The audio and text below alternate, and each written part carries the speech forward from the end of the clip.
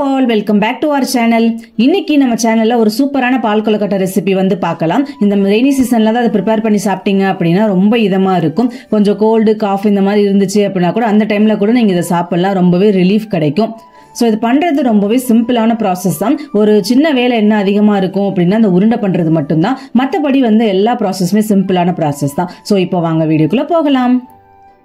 இன்னைக்கு நான் சொல்ற மெஷர்மெண்ட் வந்து ஒரு 5ல இருந்து 6 பேர் சாப்பிடலாம். ஸோ நான் இந்த காமிக்கிற இந்த கிளாஸ் அளவுக்கு 2 கிளாஸ் அளவுக்கு நான் பச்சரிசி மாவு எடுத்திருக்கேன். ஸோ இதில் இப்போ நம்ம ஒரே ஒரு சிட்டிகை மட்டும் சால்ட்டு சேர்த்துக்க போகிறோம். சேர்த்துட்டு நல்லா மிக்ஸ் பண்ணிட்டு இது ரொம்ப லூஸாகவும் இல்லாமல் ரொம்ப இறுக்கமாகவும் இல்லாமல் ஒரு மீடியமாக வந்து மாவை ரெடி பண்ணி எடுத்து வச்சுக்கலாம். அவ்வளோதான், மாவு வந்து ரெடி பண்ணியாச்சு. இப்போ இதுக்கு ஒரு 10லேருந்து ஒரு 15 மினிட்ஸ் வரைக்கும் இருக்கட்டும். ஸோ அந்த கேப்பில் நம்ம வந்து இதுக்கு வெல்லம் யூஸ் பண்ண போகிறோம். வெல்லம் போட்டோம் அப்படின்னா தான் டேஸ்ட் வந்து சூப்பராக இருக்கும். சக்கரை இதெல்லாம் எதுவுமே வேண்டாம், வெல்லம் தான் நீங்கள் ஆட் பண்ணிக்கோங்க. ஸோ நல்லா உடச்சி எடுத்துடலாம். இப்போ நான் காமிக்கிறேன் பார்த்தீங்களா, இந்த மாதிரி ஒரு அகலமான பாத்திரமாக எடுத்துக்கோங்க. அப்போ தான் அது நல்லா ஃப்ரீயாக வந்து குக் ஆகும். இதில் இப்போது தண்ணியெலாம் எந்த மெஷர்மெண்ட்டுமே கிடையாது. உங்களுக்கு எந்த அளவுக்கு வேணுமோ நீங்கள் அந்த அளவுக்கு ஆட் பண்ணிக்கலாம். பட் இதோட போரிங் கன்சிஸ்டன்சி வந்து நல்லா வாட்டரியாக இருந்தால் அப்படின்னா நல்லா இருக்கும். ஸோ இப்போ நம்ம தண்ணி ஊற்றி வச்சுட்டு ஸ்டவ்வில் வச்சிடலாம். ஸ்டவ்வில் வச்சதுமே தண்ணி வந்து லைட்டாக சூடானதுமே சுக்கை வந்து நல்லா இடிச்சிட்டு நான் சேர்த்துருக்கேன். நல்லா பொடி பண்ணி சேர்த்துக்கோங்க. அப்படியே உங்களுக்கு எவ்வளோ இனிப்பு தேவையோ அந்த அளவுக்கு வந்து வெல்லம் சேர்த்துக்கோங்க. இப்போ நான் சேர்த்தது ஒரு 300 கிராம் இருக்கும். ஸோ அந்த அளவுக்கு நான் வெல்லம் சேர்த்துருக்கேன். ஒரு 3 ஏலக்காய் தட்டி சேர்த்துக்கோங்க. இப்போ நம்ம உருண்டையெல்லாம் வந்து ரெடி பண்ணிடலாம். மாவு வந்து ஒரு 15 மினிட்ஸ் ரெஸ்ட்டில் இருந்துருச்சு. கொஞ்சம் மாவு கையில் எடுத்துட்டு ரிமைனிங் இருக்கிறத அப்படியே க்ளோஸ் பண்ணி வச்சுருங்க. காய விட்டுட்டீங்க அப்படின்னா அது ஒரு மாதிரி ட்ரை ஆகிடும். ஸோ உங்களுக்கு உருண்டை பிடிக்கும்போது நல்லா வராது. இப்போ இதில் கொஞ்சமாக எடுத்து ரொம்ப பெரிய சைஸும் இல்லாமல் ரொம்ப குட்டி சைஸும் இல்லாமல் ஒரு மீடியம் சைஸில் வந்து உருண்டை பிடிச்சிக்கோங்க. முடிஞ்ச அளவுக்கு எல்லா உருண்டையுமே ஒரே சைஸில் வந்து பிடிச்சி வச்சிருங்க. அப்போ தான் வந்து ஒன்று போல் குக் ஆகி வரும். ஒன்று பெருசாக ஒன்று குட்டியாக பண்ணிட்டீங்க அப்படின்னா ஒன்று போல் குக் ஆகாது. ஸோ என்கிட்ட நான் இருந்த கொஞ்சம் மாவு எடுத்து உருண்டை எல்லாமே பிடிச்சி வச்சாச்சு.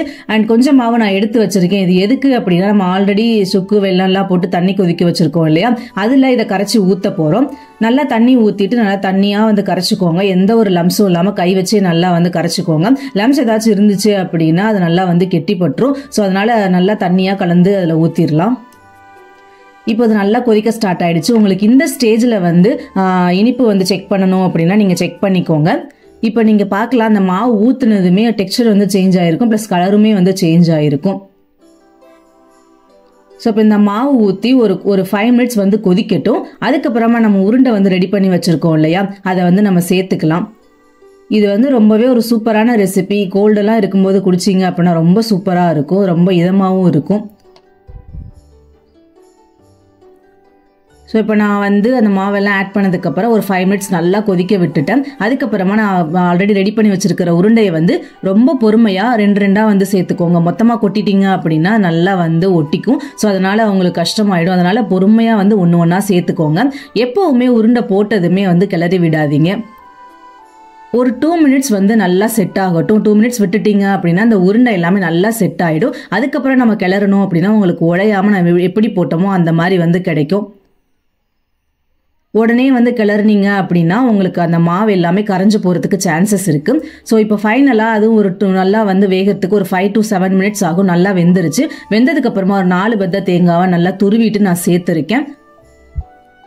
அவ்வளோதாங்க இந்த ரெசிபி. ஸோ ரொம்ப சிம்பிளான ஒரு ரெசிபி. இதில் ஒரே ஒரு வேலை என்ன அப்படின்னா அந்த உருண்டை பண்ணுறது மட்டும்தான். மற்றபடி எல்லாமே ரொம்ப ரொம்ப சிம்பிள். ஒரு தடவை பண்ணி சாப்பிட்டு பார்த்தீங்க அப்படின்னா அகெயின் உங்களுக்கு தோணும் சாப்பிட்ணும் அப்படின்னு சொல்லிட்டு.